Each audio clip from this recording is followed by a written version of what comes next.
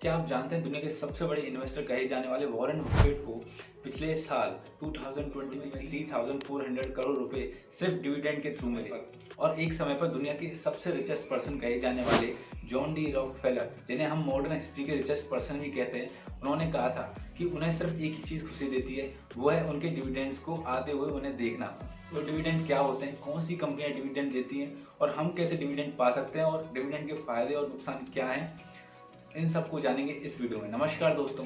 तो डिविडेंड क्या होते हैं? कोई कंपनी है जो प्रॉफिट कमाती है तो वह उस प्रॉफिट में से कुछ हिस्सा अपने शेयर होल्डर्स को देती है, उसी हिस्से को हम डिविडेंड कहते हैं। कंपनी डिविडेंड देगी या नहीं, ये उनके मैनेजिंग डायरेक्टर डिसाइड करते हैं। अगर उन्हें लगता है कि वह उस पैसे को अपनी ग्रोथ के लिए, अपने एक्सपेंशन के लिए, अब कुछ ऐसे काम के लिए यूज कर सकते हैं जिससे उनकी कंपनी को फायदा होगा, तो वह डिविडेंड नहीं देते।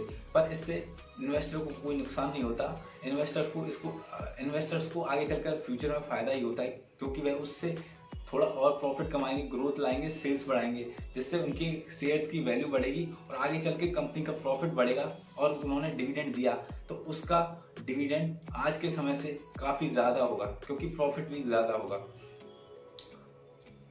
डिविडेंड एक पैसिव इनकम की तरह काम कर सकता है। ये जॉब की तरह नहीं है, जब आप काम पर जाते हैं तभी आपको पैसा मिलता है, जिस दिन आप नहीं जाते उस दिन आपको पैसा नहीं मिलता। पर डिविडेंड आपके लिए एक रेगुलर इनकम का सोर्स मिल सकता है। आप कोई भी कंपनी के शेयर, अच्छी कंपनी के शेयर्स, आप कोई भी अच्छी कंपनी के शेयर्स होल्ड करके रखते हैं और वह आपको डिविडेंड देती है, तो ये पैसा आपके अकाउंट में डायरेक्ट ट्रांसफर होता है। आप जैसे चाहें उस पैसे को खर्च कर सकते हैं या फिर आप री इन्वेस्ट कर सकते हैं। ये आपके लिए एक अलग सोर्स ऑफ इनकम क्रिएट कर देगा। तो कौन सी कंपनियां डिविडेंड देती हैं? ज़्यादातर गवर्नमेंट, मैच्योर और बड़ी कंपनियां ही डिविडेंड देती हैं, क्योंकि वह अब सेटल हो चुकी हैं। उन्हें ज़्यादा एक्सपेंशन के लिए खर्चों की ज़रूरत नहीं है, उन्हें ज़्यादा पैसा लगाने की ज़रूरत नहीं है, तो वह उस पैसे को, अपने प्रॉफिट को अपने शेयर होल्डर्स को बांट देती हैं। और छोटी कंपनियां इसलिए डिविडेंड नहीं देती या फिर बहुत कम देती हैं, क्योंकि वह उस पैसे को अपने एक्सपेंशन के लिए यूज़ करती है, अपनी ग्रोथ के लिए यूज़ करती हैं, आगे अपनी कंपनी को और बढ़ाने के लिए यूज़ करती हैं। तो हम कैसे डिविडेंड ले सकते हैं?